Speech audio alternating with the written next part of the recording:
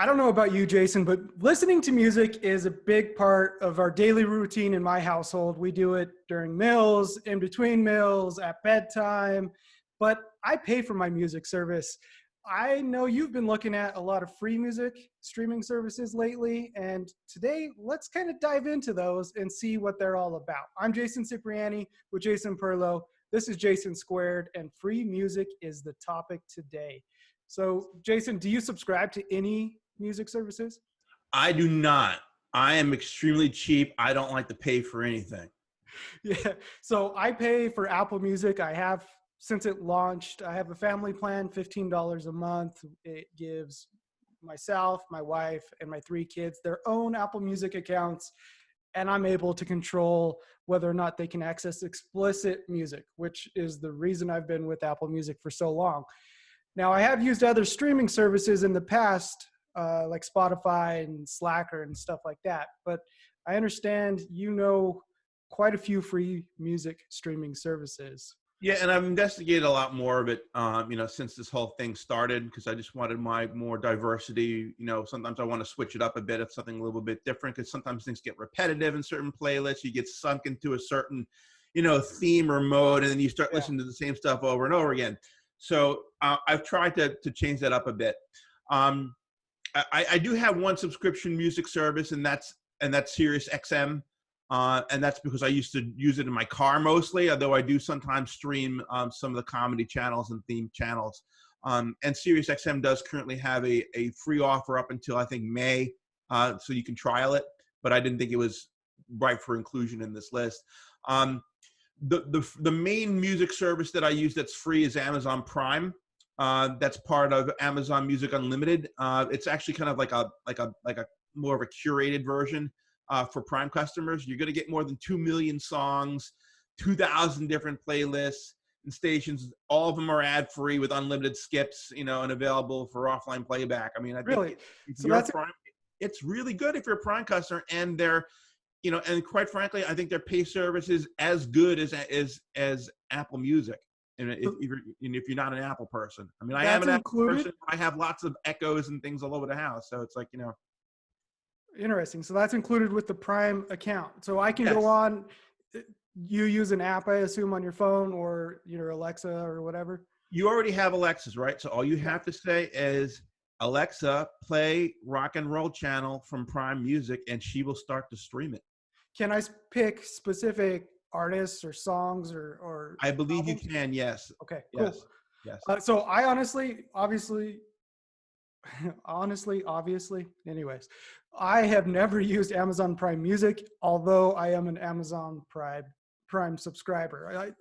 I didn't even know this was a thing. I know they have their unlimited music that you can get for so much a month, but I have never messed around with this at all. There's a lot of benefits. I mean, like, the Kindle stuff, there's a certain amount of unlimited stuff, a certain amount of books you can get.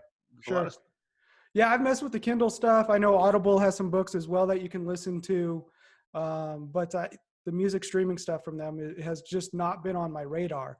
Now, I have used Spotify. I was a subscriber for a little bit of time before. They also offer a free streaming service as well, but it's ad supported, like most of these are going to be. What are some limitations there with Spotify's free offering? So, Spotify, the interface, I agree with you, can be confusing. I don't use Spotify's main interface. Since I do use Sonos devices all over the house, I use Sonos's player to attach to the service, and I browse it through the Sonos interface. So I don't really look at the Spotify interface at all. Following an artist is not really the same on it as adding an artist to your library, as you say. But it does have a lot of different platforms you can run it on, iOS and Android, a desktop app, a web player, smart TV, connected speaker support, car. So in terms of its integration, Spotify has probably the most integrations of any service. I believe that the streaming quality in terms of bit rate is more limited if you're using the free service versus the pay service. But I find that on the Bluetooth speakers and things like echoes, it doesn't really matter on speakers of that quality, in my opinion. And if I've listened to 320 kilobit versus 128 content on those types of speakers, and unless you're using a really nice headset, in like a really expensive headset or a really expensive in-ears with those like neodymium drivers and stuff, you can't really tell the difference, in my Yeah, my opinion. main gripe about Spotify has always been its interface. Like you were just saying, the following an artist is not the same as, or an album is not the same Yeah. as adding the album to your account. And from my understanding, a lot of those integrations with other speakers and platforms requires a premium subscription. So it's not free across the board, which Yeah, not all of them. You can't do that with all these services that we're going to talk about. I'm like, when you have a free version, sometimes the product integrations don't work unless you bump it up to a premium. The bit rates, the number of times you can skip songs, those type of things are affected by using the free versions. Certainly. yeah. Yeah. So I know you were excited about this last week. I got excited, and then now I'm kind of not very excited about it. And that's Sonos launched their own radio platform, and they're basically curating a couple of their own radio stations, but they also have like hit radio channels, as well as bringing in local radio stations from around the world. You know, you could tune into LA's rock or hip hop station or whatever it is. I listened to Sonos radio for a couple of hours, and their specific, you know, I forget what exactly they're called. They're two radio stations that they have. One has Tom York, and another one is. They're both very weird and not Yeah, really. they were. It was I want to weird listen to. electronic or weird avant-garde stuff, and I think I think they're going to be, shuffling whoever's curating it on. I don't know how long they plan to run some of these stations, but definitely the first one that they launched with Tom York, weird stuff, like Yeah, weird electronic, weird synthetic, weird, just strange. I felt Like, like and I was listening to it at like around 1 o'clock in the morning, and I like, this stuff is going to give me some weird nightmares or something. Like, it's like, yeah, I felt like either I was going to have nightmares that night from listening to it because it was just so far out there, or I needed to be on like severe drugs, like high doses of drugs in order to appreciate it at all, because it was trippy, man. And I wasn't on drugs and it was still trippy. I don't know. But Sonos it's built into their platform now, latest software update, Sonos Radio. The only station that I can find in that service right now that is halfway decent has been the country music channel, and I don't even like country music, so that's how bad it is right now, at least in my opinion and my family's opinion, because like I said, we listen to music all the time, and that has been the only channel that everyone has said, yeah, okay, leave it here, just because we know some of the songs and they're familiar. but you might, if you like weird things, definitely take a look at it if you have a Sonos device. Yeah, I'm not knocking it. Look, they just launched. They're still working everything out. It's free. It's built into your Sonos speakers now. You might as well give it a try. Just be ready for that Tom York channel if it's still around. Yeah. And give it a try. It's out there. So what are some other free streaming services, Jason? You have YouTube Music has a free tier. Okay. And it's interesting. They have obviously, iOS and Android platform support. Yeah. They do have support for, speaker integrations, but again, that's another one where I think with Sonos, you have to have the premium to turn it on to be able to use it. It's got a good amount of stuff. It's got a really good search feature. Lots of live recordings on it also, which I thought was pretty cool. I mean, so there's some good stuff on there if you want to play. And they also integrate some music videos as well. So you can, I had a free 1-year subscription to a Google Home Max, which is their big giant smart speaker that I think when it launched was like $400. It included a year of YouTube Music subscription, which is also ad-free YouTube, which was my favorite part of the whole thing. So if you subscribe to YouTube Music, you get ad-free YouTube, which is great. But so I did use YouTube Music for about a year off and on, and they have music videos integrated into your playlist. So if you are listening on your phone and you have it set up, say on a wireless charger stand or whatever, randomly a music video comes on, and it's a nice little break from just listening to music streaming from your phone. You actually get to watch, whatever, a live concert or, an actual music video. But my favorite part was their offline playlist. And basically you can tell it, all right, I want 50 songs, 100 songs for you to randomly once a day download to my device. So I constantly have these songs on hand, but you don't get to pick which Mhm. artists are involved in that. It takes your listening history as well as your library and curates it for you. And I discovered some great music by doing that. And by the end of my subscription, that's all I listen to. Now, the free tier, I don't think involves that or includes that, but it's one way you can expand that use. If you listen to it for free for a while and want to get a little bit more out of it, you can definitely take advantage of the offline playlist. Speaking of thematic choices of music, Pandora, has been around for Yes. a I think very, very, everyone's very used long Pandora, time. It was right? one of the I think probably the first Yeah. online streaming service I've ever used, and Same here.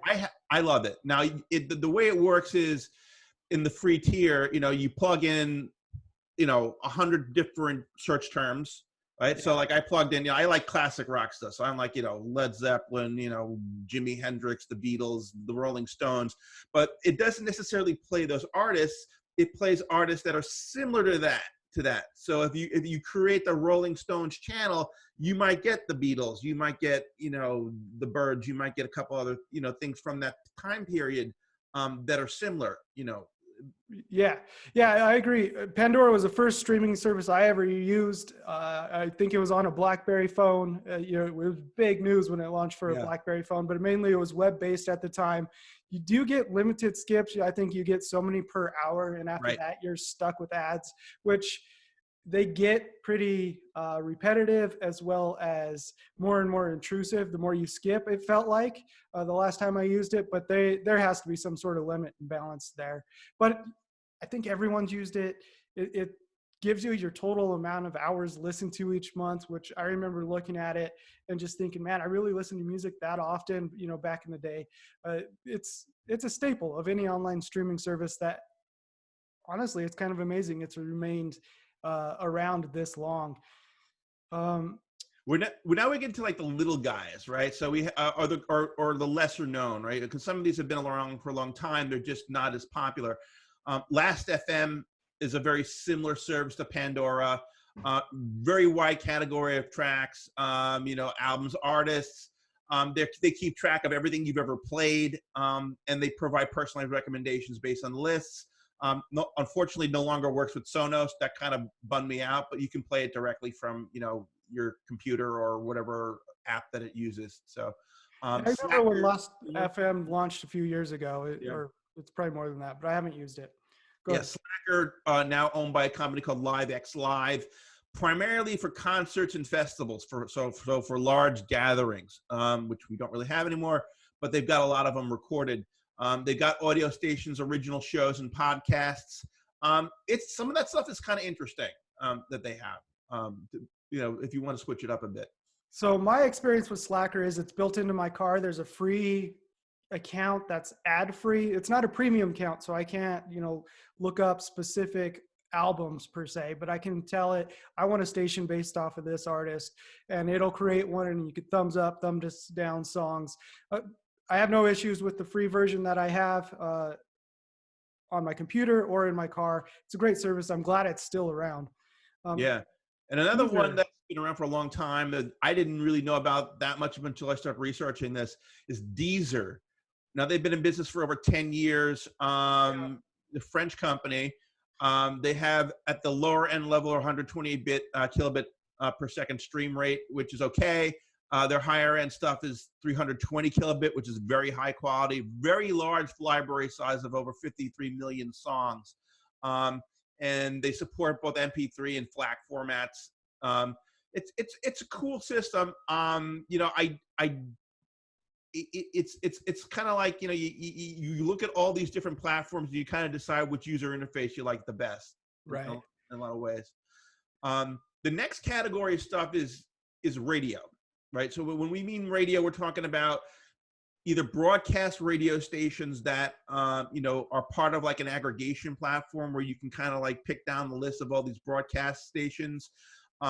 And sometimes you also have just internet broadcasters, just DJs just sitting out there on the internet, doing their show, doing their shtick. I happen to like DJ culture. I grew up, listening to local radio stations in the New York metro area. We had some great personalities, and some of these guys, they do cool stuff with their voices, and like I really like the people in foreign countries. like the Caribbean, the guys that are Oh, doing really? like and like reggae, and British announcers. I don't know what it is about British announcers, but these people are trained and they have such good, I don't know what it is about the way that they carry themselves, Yeah. much more professionally. They give them much more time to talk than on American radio stations, because they have something about the way that they do their commercial breaks is different.